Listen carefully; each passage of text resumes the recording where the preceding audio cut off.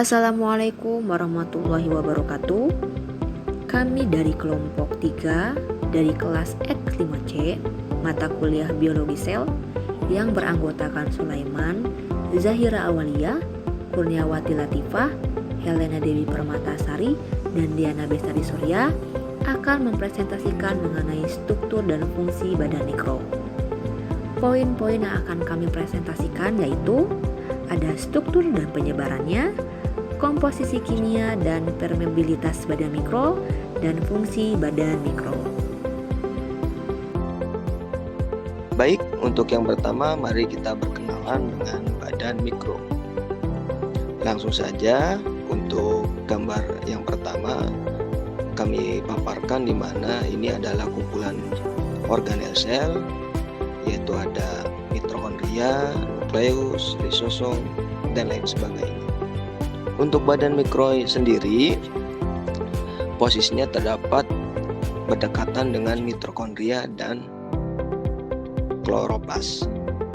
Kenapa? Karena pada posisi ini terdapat jalur glikolis ya. Nanti akan kita bahas pada tahap selanjutnya. Badan mikro. Apa sih badan mikro itu? Jadi, badan mikro merupakan suatu organel sel yang mempunyai bentuk bulat dan berisikan kristal, serta di dalamnya mempunyai membran.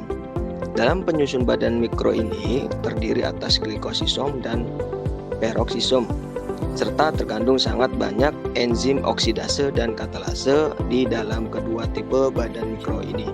Kemudian, peroksisom juga banyak ditemukan di dalam sel daun, tumbuhan tingkat tinggi, dan sel hewan. Pada peroksisom mempunyai fungsi yang sangat penting, khususnya dalam proses oksidase suatu substrat dan memperoleh suatu hidrogen peroksoda. Dan kemudian katalase akan menguraikan peroksida hingga berubah menjadi oksigen dan air. Oke, selanjutnya ada gambar ya, dimana kita tahu di sini ada membran sel ya, yang paling gede gambarnya, dan yang di samping itu ada fosfolipid ya, dan plasma membran. Ya, plasma membran itu membran plasmanya ya. Dimana ini adalah gambaran merupakan badan mikro peroksisom. Oke, untuk badan mikro sendiri, badan mikro dijumpai oleh sel hewan dan tumbuhan. Jadi keduanya ada ya. Strukturnya seperti spiral, kira-kira sebesar mitokondria dan lisosom, dibatasi dengan matriks tubular. Jenisnya ada dua, yaitu badan mikro berisi enzim katalase dan oksidase. Kedua yaitu badan mikro berisi enzim untuk daur glikolat ditambah katalase dan oksidase. Badan mikro yang mengandung enzim ini disebut peroksisom pada sel mamalia, sedangkan yang mengandung enzim lain disebut glikosisom pada endosperm atau tumbuhan yang berbiji ya. Jadi mungkin untuk glikosisom yaitu diperuntukkan untuk tumbuhan yang berbiji ya, berkecambah, dan untuk peroksisom yaitu pada sel mamalia. Begitu. Struktur dan penyebaran badan mikro. Yang pertama, badan mikro mudah dibedakan dari organel lain karena adanya enzim katalase dan oksidase. Organel ini dihasilkan dari retikulum endoplasma dan tidak memiliki struktur dalam. Yang kedua, tampak sebagai bangunan yang dibatasi oleh membran tunggal dan di dalamnya mengandung matriks sel amorf atau glandula. Yang ketiga,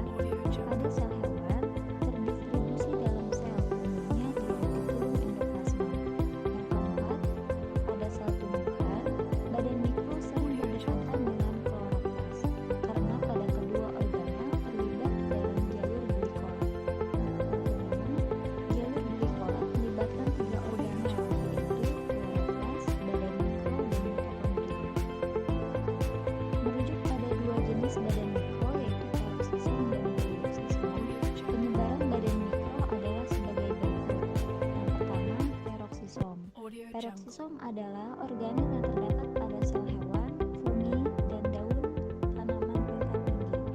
Pada sel hewan, peroksisom terdapat di dalam sel-sel hati dan ginjal. Adapun pada tanaman tingkat tinggi, peroksisom terdapat di dalam jaringan fotosintesis dan berhubungan langsung dengan kloroplas. Yang kedua, glioksisom.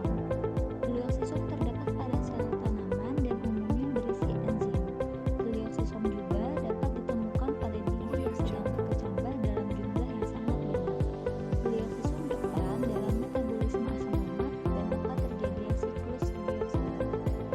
Slide selanjutnya yang akan dibahas adalah tentang komposisi kimia dan permeabilitas badan mikro. Apa itu permeabilitas? Permeabilitas adalah perbandingan antara volume dalam sebuah ruang yang dianggap dapat diisi dan volume seluruh ruang. Jadi, komposisi kimia dan permeabilitas badan mikro antara lain yaitu: yang pertama, membran yang membatasi badan mikro lebih tipis dari membran plasma. Tebalnya hanya 6-8 mm. Dalam hal ini, kurang lebih sama tebalnya dengan membran retikulum endoplasma dan juga membran bagian luar dari mitokondria. Yang kedua, pada badan mikro induk mempunyai suatu tingkatan osmotikum yang relatif stabil, namun dapat pecah apabila berada dalam sebuah larutan pirofosfat, atau ia juga dapat pecah jika dimasukkan ke dalam 0,01 molar pirofosfat dengan sebab-sebab yang belum diketahui. Yang ketiga, kemudian enzim yang terdapat pada membran badan mikro yaitu sitokrom B5 dan NADH sitokrom B5 reduktase. Beberapa enzim lain ditemukan pada glioksisom. Pada enzim-enzim tersebut bisa dikategorikan sebagai protein perifer membran maupun sebagai protein integral membran. Hal ini disebabkan ia sangat mudah diekstrak. Protein periferal disebut juga sebagai protein ekstrinsik karena hanya menempel sementara pada lapisan membran. Protein periferal tidak berikatan langsung dengan inti hidrofobik membran, namun dengan protein integral, sehingga tidak memiliki sifat yang sama dengan membran dan sangat mudah terlepas.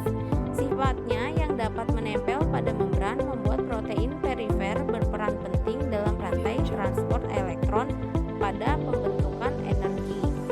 Sedangkan protein integral biasanya juga disebut sebagai protein intrinsik karena protein tersebut terikat secara permanen pada membran.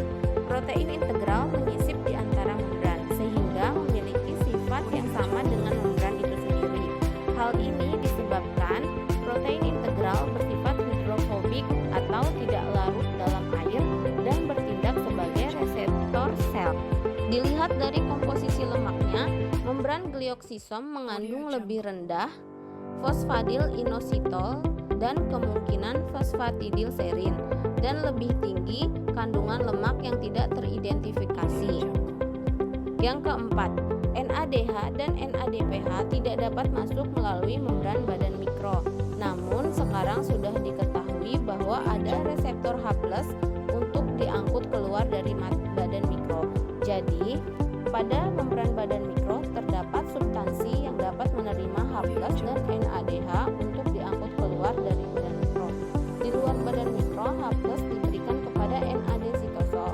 Setelah itu, pengangkutan masuk kembali ke dalam badan mikro untuk mengulang tugasnya. Fungsi badan mikro. Yang pertama, oksidasi sutot pada mamalia. Reaksi oksidasi peroksisom dalam jaringan mamalia sering dikaitkan dengan keberadaan enzim flavin oksidase menggunakan oksigen sebagai akseptor elektron yang kemudian akan dikonversi menjadi H2O. Kemudian, H2O yang tersisa merupakan racun bagi sel, sehingga ia harus dikonversi menjadi H2O dan juga setengah O2 dengan enzim katalase dalam peroksida. Lalu, peran baru dalam peroksida jaringan mamalia ini adalah oksidasi asam lemak.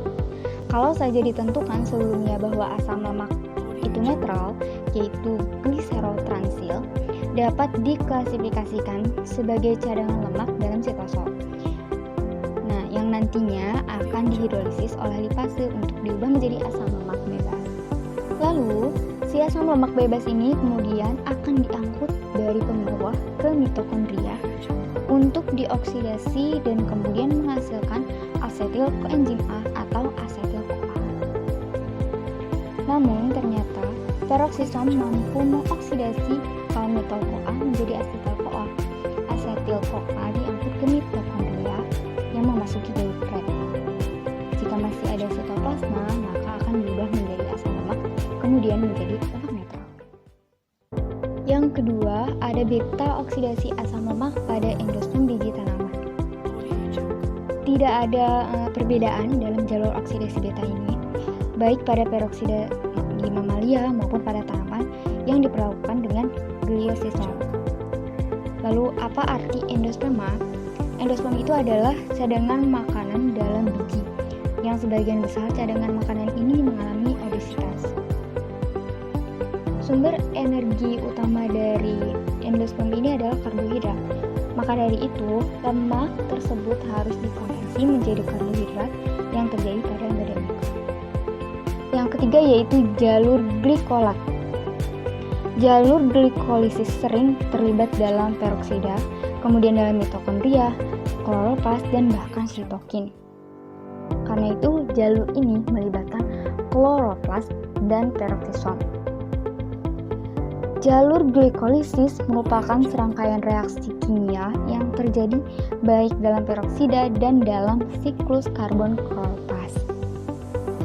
Lalu, jika jalur ini melibatkan perubahan senyawa non-fosfor, itu adalah perubahan gliserat dalam glikol, serin, dan senyawa C1 yang sangat penting bagi prekursor dalam biosintesis asam nukleat.